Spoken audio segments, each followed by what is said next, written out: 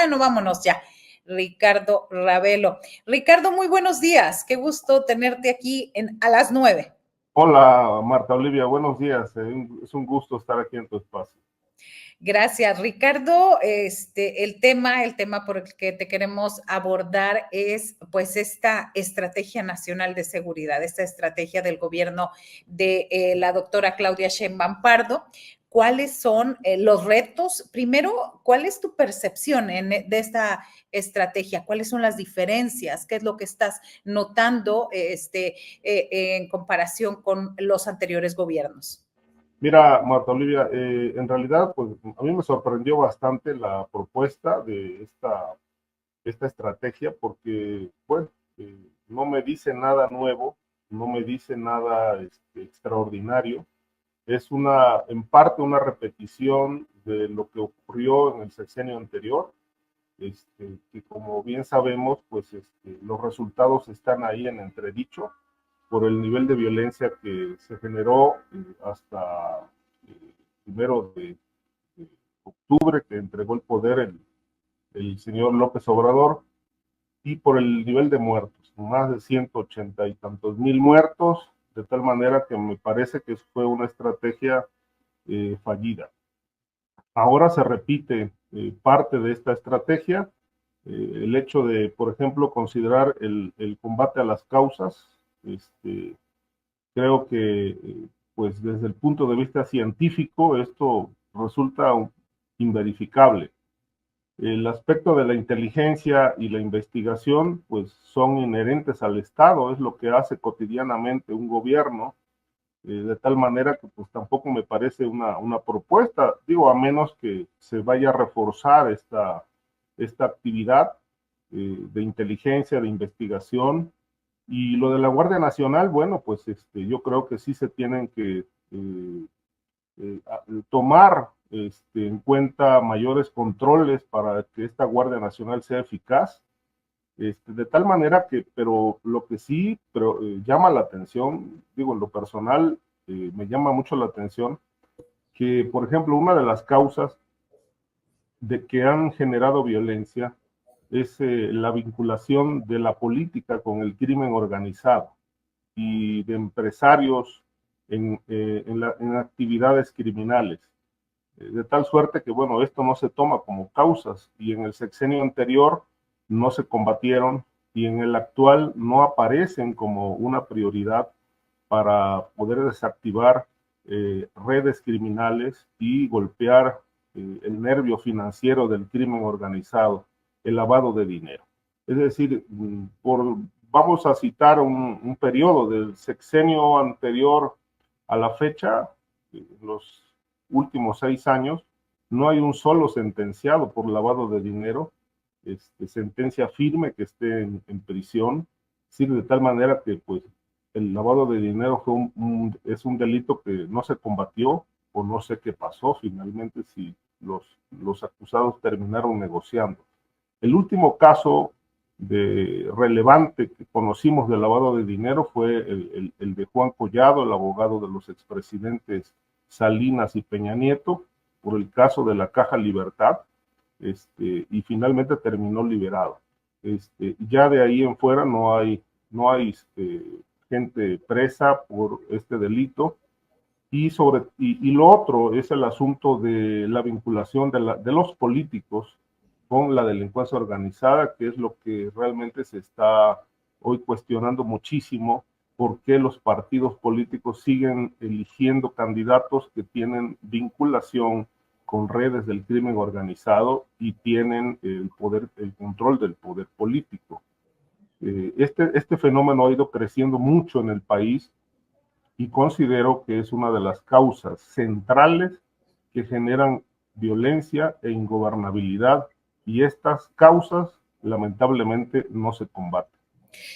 Ricardo, al momento de decir ahorita que eligen a candidatos y tú en el reporteo, nosotros en ciertas zonas complicadas del país, como en el norte del país, podríamos decir, no hay de otros. Es decir, en todos los partidos sería que el Estado tendría que aceptar que está siendo rebasado y que las actividades del crimen organizado permean en gran parte de la sociedad. Es decir, porque lo vemos con militantes del PRI, del PAN, del PRD que ya desapareció, el Partido Acción Nacional. Recuerdo en la pasada elección cómo en Nuevo Laredo directamente el cártel del Noreste estaba operando a favor del Partido Acción Nacional, a cargo en una campaña de la candidata a la presidencia municipal que había sido dirigente del PRI, Yalil Abdala, y vemos todos estos, ¿qué se tendría que hacer? Reconocer, digo, porque es de todos los partidos, muchos partidos están, Claro, sería primero reconocer que el crimen está en todas partes. en principio sí, está en todas partes, pero yo creo, en efecto, y tienes toda la razón, no es privativo de un partido, es de todos, así como el crimen favoreció en su momento al PRI, en otro momento histórico al PAN, al PRD, bueno, pues ha favorecido a otros también.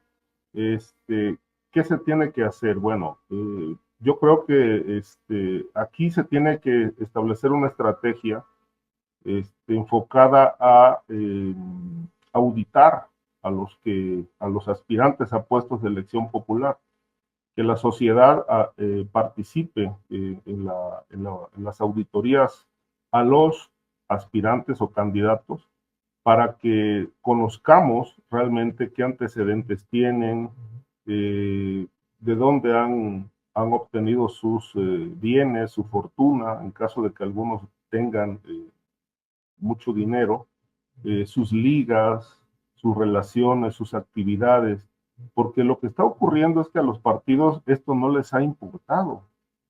No importa si están ligados a actividades ilegales, lo que importa es que ganen y tengan el poder.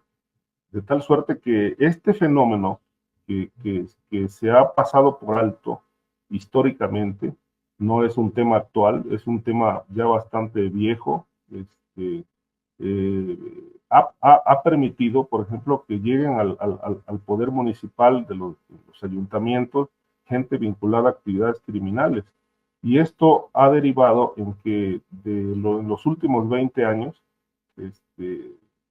ya tengamos a la vuelta de 20 años la figura del municipio libre esté totalmente perdida. Es decir, el primer territorio, primer eslabón de la política a nivel del poder político, que es el municipio libre, está perdido. Estamos hablando, hay una estadística por ahí que tiene el área de estudios municipales del Senado de la República, que plantea que entre el 80 y el 90% de los municipios están gobernados por gente, por personas ligadas directa o indirectamente a alguna actividad criminal.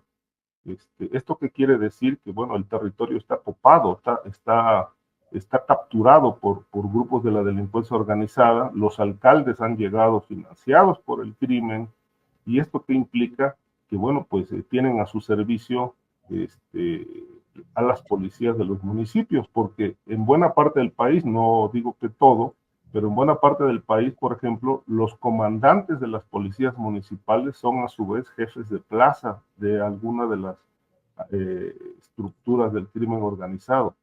De tal suerte que, bueno, pues si esto lo vemos a nivel nacional, no solamente lo que pasa en Guerrero o en Michoacán, sino en todo el país, pues en realidad el territorio está controlado por mafias criminales.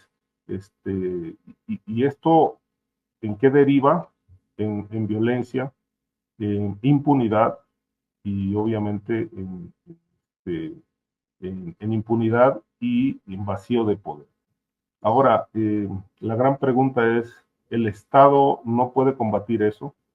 ¿O el Estado, haciéndose ausente, se vuelve cómplice?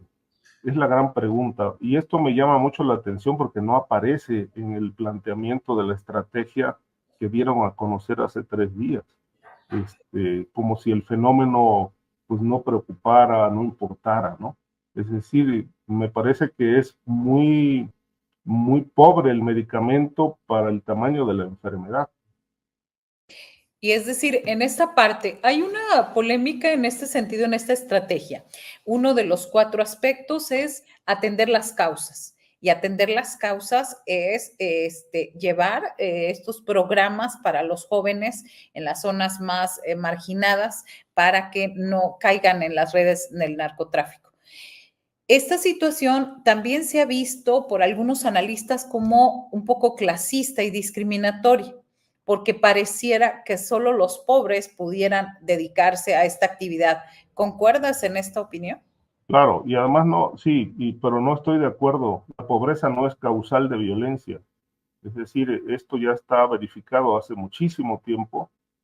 Los pobres no son causa de violencia. Al contrario, los pobres padecen la violencia, la sufren. Ahí está el caso de Chiapas con los desplazados. La gente más pobre ha sido desplazada y se fueron a refugiar a Guatemala. Es decir, la pobreza en realidad no deriva, no es causal de violencia. Evidentemente hay un grave problema de pobreza hasta donde se ha considerado puede haber, digamos, delitos del fuero común. Hay gente que, por ejemplo, por hambre roba, por hambre asalta, pero esto es a nivel de delitos del fuero común. Es decir, pero a nivel de delincuencia organizada, pues la pobreza no tiene absolutamente nada que ver. Por eso de atender las causas, desde mi punto de vista, pues es científicamente inverificable, porque a 6 años de distancia, los de López Obrador, donde se dio prioridad a la atención de las causas, pues por lo menos ya tendríamos algún resultado, ya se vería alguna estadística, pero en realidad no vemos un resultado claro respecto de qué pasó con esa atención de las causas. Los jóvenes, por ejemplo, que les dan becas o les abren espacios en algunos para que trabajen y no delincan, pues en realidad tampoco es algo claro, porque pueden estar haciendo alguna actividad legal, pero al mismo tiempo seguir en la venta de droga, haciendo tareas de halconeo, en fin, de alguna forma están vinculados, ¿no? Porque pues finalmente eh, la, hay que decirlo, ante la falta de empleo en este país, pues parece que en muchas regiones de la República Mexicana la única empresa que da empleo es la criminal y obviamente ahí se engancha mucha gente. Pero el programa dedicado a eso, desde mi punto de vista, no ha dado resultados. Yo creo que se tiene que ampliar esta estrategia al combate del lavado y sobre todo a desactivar esta relación que hay entre la política y el crimen organizado, porque desde mi punto de vista, el corazón de la delincuencia organizada está en el poder. Entonces, uno es esta cuestión de atacar los recursos financieros. La otra es cuando dices que no romper este vínculo entre la política y el narco. ¿Cómo? ¿Qué tendría que hacerse para no elegir a candidatos que claramente tienen vínculos en muchos de los 2.475 municipios del país? Yo creo que aquí tiene que haber una participación social abierta, Marta Olivia, donde la gente pueda realmente ser el pueblo sabio que les decía López Obrador, sea el que determine quiénes son o quiénes pueden ser los representantes populares, auditando, es decir, eligiendo a los mejores perfiles, porque hoy esto los partidos lo pasan por alto, lo que les importa es ganar una elección, sea quien sea. Y la verdad es que, bueno, aquí se entreveran muchos intereses políticos, mafiosos, económicos, de tal manera que se pasa por alto si el candidato cubre o no un perfil, si es una persona honesta, si es una persona que no tiene relaciones con crimen organizado. Yo creo que aquí se tiene que abrir este aspecto a la participación de la gente. Es decir, no sé, digo, se me ocurre como establecer o construir contralorías sociales a nivel de regiones, a nivel de municipios, por ejemplo, donde se pueda auditar a los aspirantes a puestos de elección popular, porque te dije, el primer peldaño de la política está perdido. Incluso con el gobierno de Felipe Calderón, esto ya era un grave problema. Incluso se mandó a hacer un estudio a Italia, con algunos académicos, para ver si era factible, viable, la desaparición de la figura del municipio libre, porque de esta manera estaban tomando el control territorial que ya el gobierno perdió, porque lo tienen copado candidatos de los grupos criminales. Un caso, digamos, un caso muy ejemplificativo es Guerrero. En Guerrero hay 400 y pico de organizaciones criminales que tienen un componente muy especial. Es decir, son células que han financiado a los alcaldes, tienen controlados a los ediles, regidores, síndicos, tesoreros y a los jefes de la policía. Son territorios perdidos. Ahí solamente ellos son los que imponen su ley. Y otros aspirantes que quieren llegar al poder para hacer cambios, pues no los dejan o los matan o los decapitan, como pasó con el señor Alejandro Arcos recientemente. El caso de la exalcaldesa de Chilpancingo es otro tema que quedó impune, que nada más fue despedida de Morena, pero no fue procesada. En fin, son aspectos que nos dicen de qué tamaño es la vinculación que hay entre el crimen. Es decir, el crimen en muchos municipios del país es gobierno. Ya no solamente es un grupo infiltrado en un ayuntamiento, ya gobiernan municipios. Y cuando gobiernan municipios, pues evidentemente se impone la ley del crimen, la ley de las armas, la ley del gatillo, y este fenómeno lamentablemente ha ido creciendo, porque no se atiende, y esa es una causa que debe atenderse. La pobreza no detona crimen organizado, pero la narcopolítica sí, pero esa causa ni siquiera se menciona. En el sexenio pasado se mencionó en un par de ocasiones, pero no se atacó, y en la actual estrategia que se acaba de plantear, ni por asomo se mencionó como uno de los puntos prioritarios, ¿no? Cómo sanear la estructura de poder de estas redes, de esta vinculación perniciosa entre política y crimen. Y debo decir, para concluir este punto, que en un gran porcentaje de municipios, la línea divisoria entre políticos y crimen organizado está borrada, porque en realidad son criminales los que están al frente de los ayuntamientos. Así es, y es una realidad dolorosa, pero ahí está, ahí nos golpea diariamente en la cara con todas estas cuestiones que vemos en diferentes partes del país.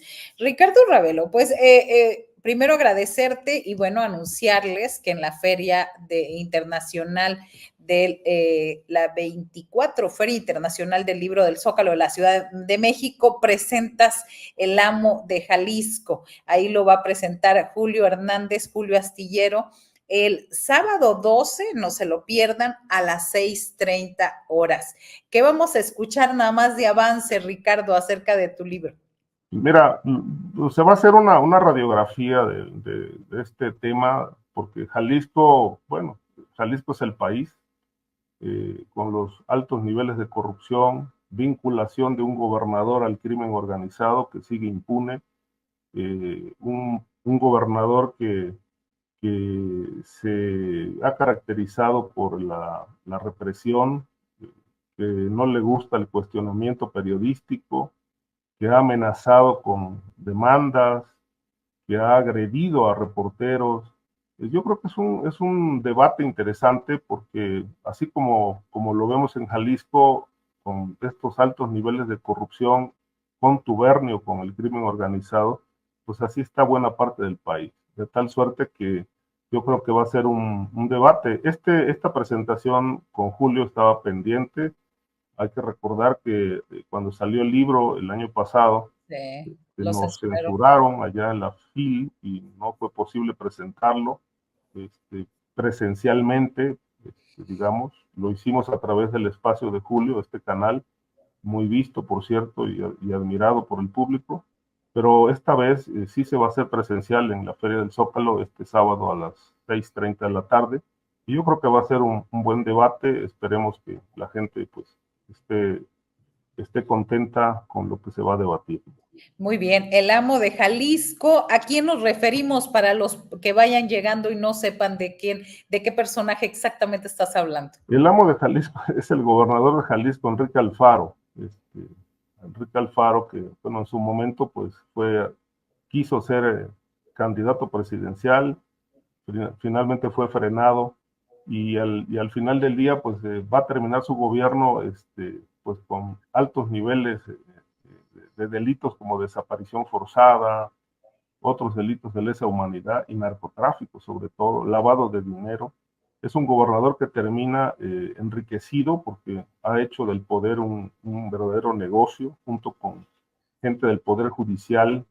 En realidad es un caso verdaderamente dramático lo de Jalisco, con los altos niveles de violencia, de corrupción y sobre todo de impunidad, porque lamentablemente el gobierno de Alfaro se ha caracterizado por eso, por los negocios, por generar impunidad y por proteger los intereses de los grupos criminales que operan en ese estado. Así es, por eso de ahí la censura en diciembre pasado allá en la Feria Internacional del Libro allá en Guadalajara. Gracias, Ricardo Ravelo, estaremos muy al pendientes y bueno, también decirles que no se pierdan la mesa que tendremos allá en la Feria Internacional del Libro del Zócalo de la Ciudad de México el domingo nada más nos dieron una hora, pero bueno, ahí vamos a estar en el foro Elvia Carrillo Puerto, también domingo 20 de octubre a las 13:30 horas. Así que gracias por lo pronto por esta entrevista. Ricardo, mucho éxito el sábado. Gracias a ti, Marta Olivia, por la invitación. Que tengas buen día.